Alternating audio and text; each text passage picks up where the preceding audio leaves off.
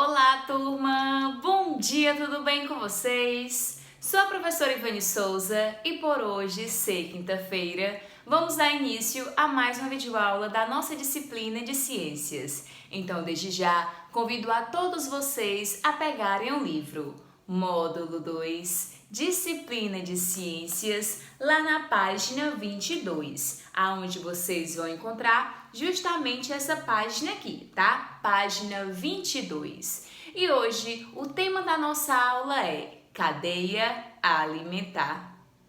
E então vamos lá. Todos os seres vivos precisam de energia para poder sobreviver, e essa energia vem através dos alimentos.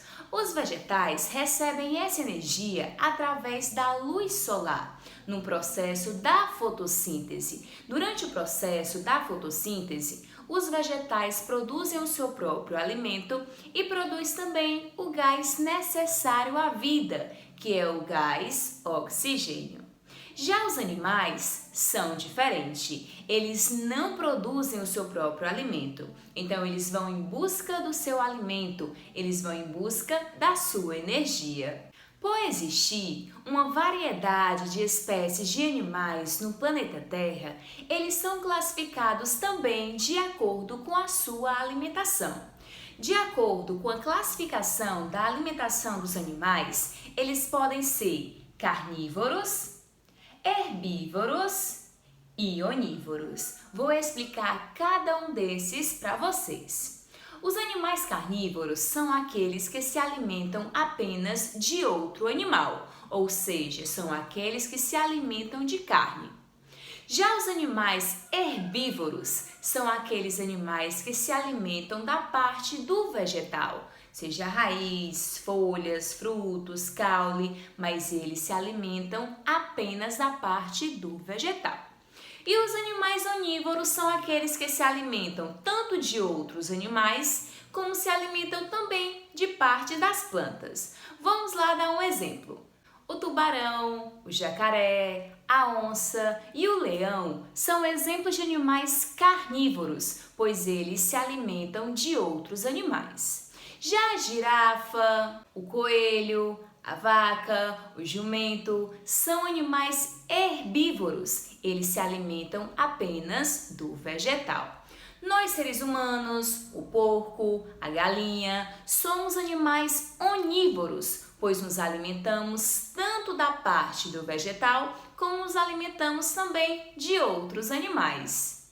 E então, a forma mais simples de demonstrar a relação alimentar dos seres vivos é chamada de cadeia alimentar. Inclusive, é esse o nosso tema. Uma cadeia alimentar é representada por uma sequência de seres vivos, em que uns servem de alimentos ao outro.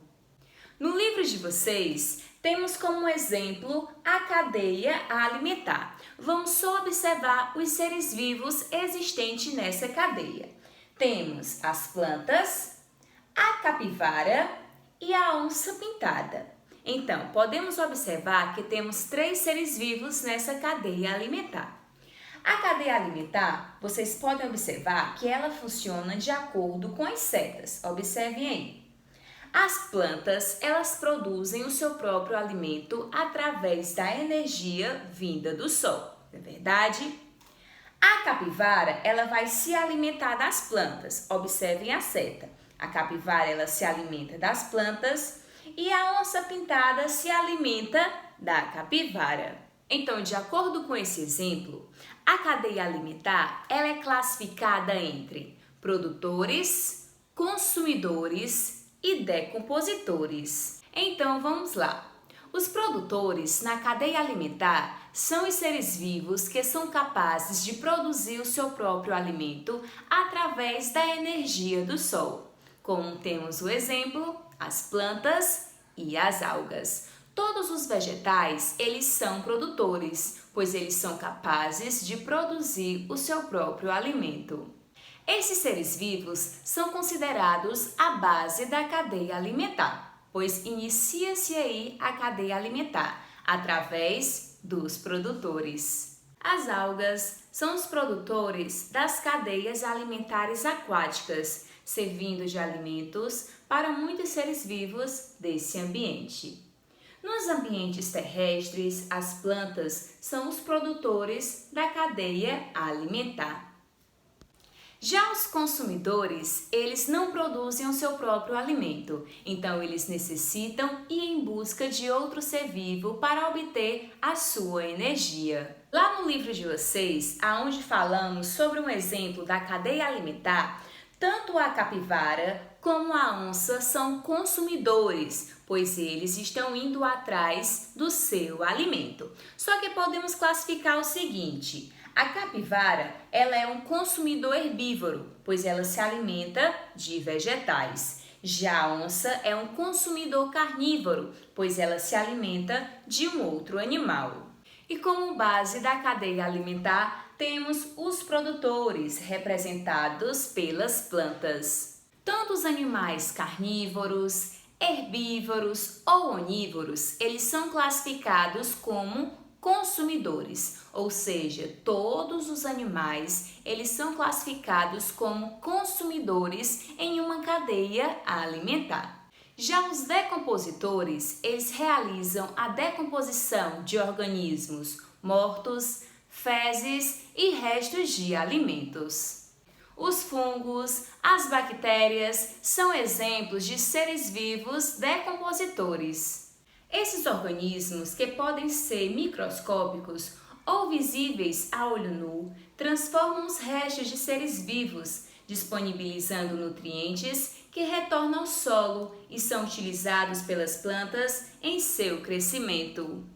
Ou seja, os decompositores atuam num papel muito importante na natureza, pois quando está no seu processo de decomposição, ele vai disponibilizando nutrientes ao solo, deixando ele fértil, rico, para a reprodução de novas plantas e também para os nutrientes das plantas. No livro de vocês, temos exemplos de decompositores mostrados na imagem.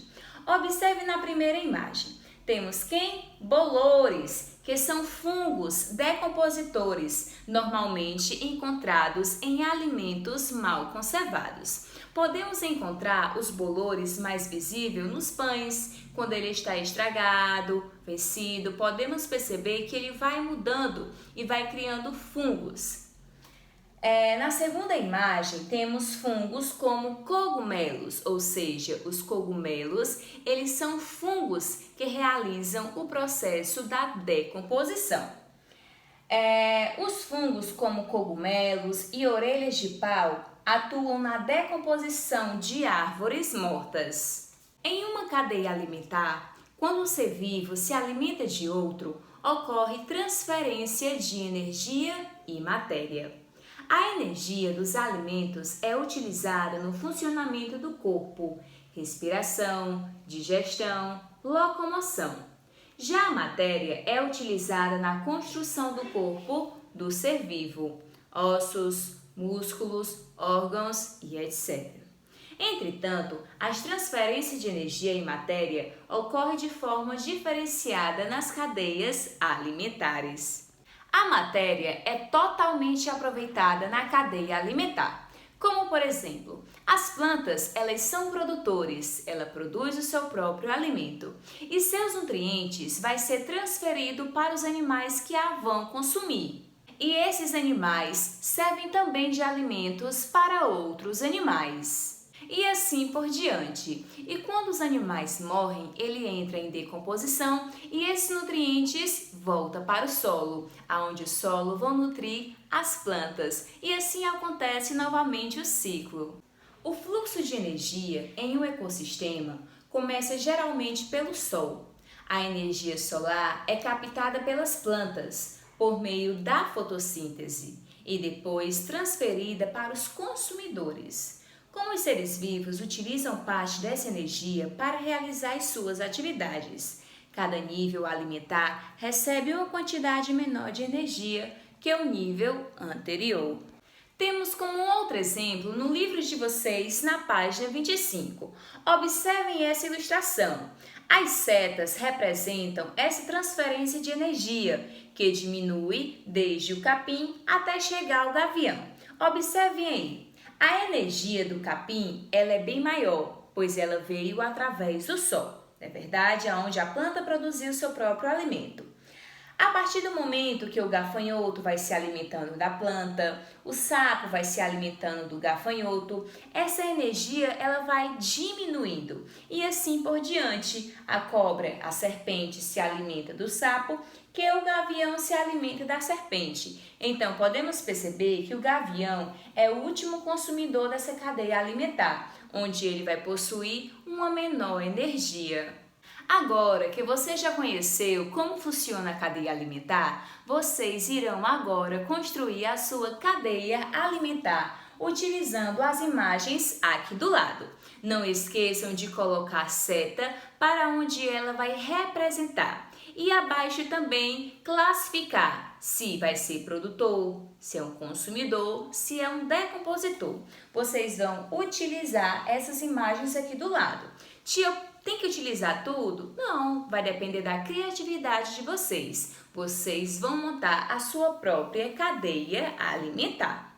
Em seguida, na página 26, temos Ciências em Ação, uma experiência para vocês fazerem em casa e observar como funciona a decomposição, ok? Em seguida, vocês vão registrar o que está perguntando de acordo com a experiência que vocês realizaram. Ao concluir, vocês irão ler a página 27, o texto que tem nela, e realizar a atividade que está na página 27, na página 28 e na página 29. Na página 27, abaixo, que tem as perguntas em relação à importância dos micro-organismos, não vai ter espaço para vocês poderem responder. Então, vocês vão responder no caderno de vocês, lá na disciplina de ciências, tudo bem? Qualquer dúvida, é só entrar em contato que a gente resolve esse assunto, tá? Um beijo e até a próxima aula. Tchau!